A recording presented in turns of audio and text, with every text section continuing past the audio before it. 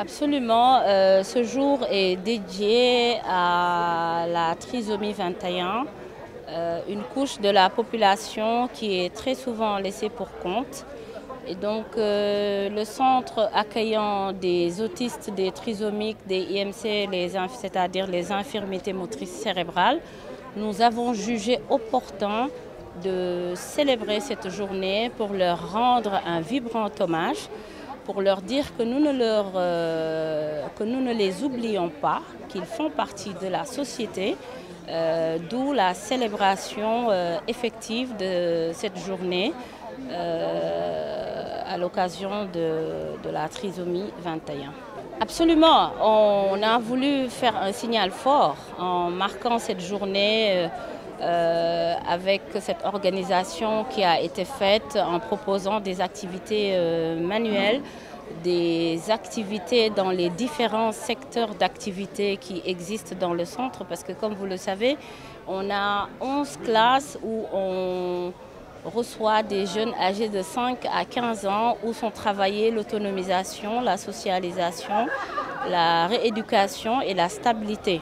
Et donc, dans les ateliers, nous avons 7 ateliers pré-professionnalisants qui accueillent également ces jeunes à partir de 15 ans jusqu'à 25 ans pour leur faire obtenir un métier ou une activité génératrice de revenus. Et aujourd'hui, c'est avec un grand plaisir et une grande fierté que nous pouvons dire que 31 jeunes ont été insérés dans une quinzaine d'entreprises. Et parmi ces 30 jeunes insérés, les 10 sont des trisomiques. Donc pour dire qu'ils sont capables et ont un potentiel extraordinaire. Et aujourd'hui, ils sont très épanouis dans leur travail, chose que nous recherchions. Et puis nous sommes arrivés à cela. Donc pour nous, c'est une belle victoire. Quelles sont les difficultés? Alors les difficultés sont multiples, parce que comme vous le savez, prendre en charge cette couche de la population qui est très souvent laissée pour compte n'est pas chose facile, parce que c'est une répétition perpétuelle.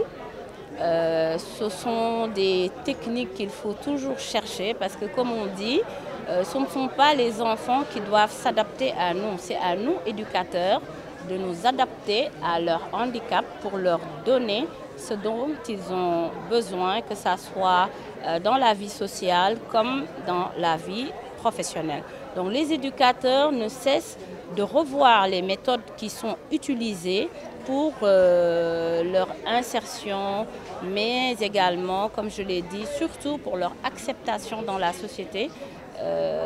Tel est le travail qui est fait constamment au centre par les éducateurs et les formateurs qui sont dans les ateliers.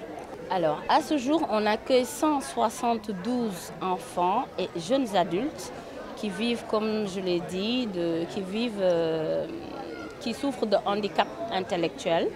Et la plupart sont des trisomies 21, excusez-moi. La plupart sont des trisomies 21, des autistes et des IMCS, c'est-à-dire les infirmités motrices cérébrales. Alors, qui sont vos partenaires?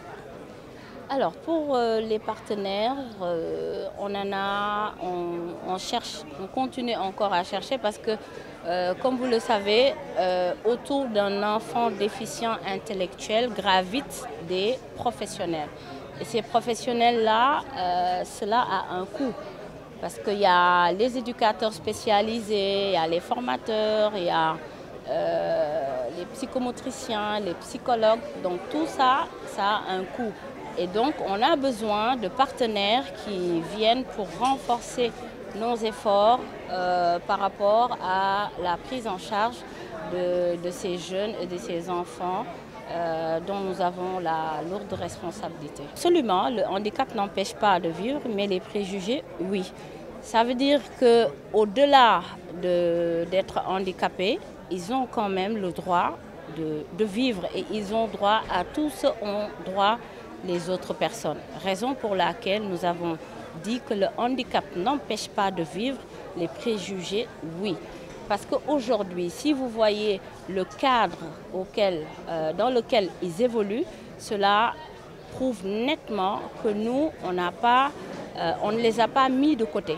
On fait de notre maximum pour leur offrir un cadre adéquat, un cadre approprié pour qu'ils se sentent à l'aise et puis qu'ils soient épanouis, qu'on ne les stigmatise pas, mais qu'on les valorise parce qu'ils sont capables de faire beaucoup de choses, comme vous pourrez le constater dans les différentes activités ainsi que dans les ateliers.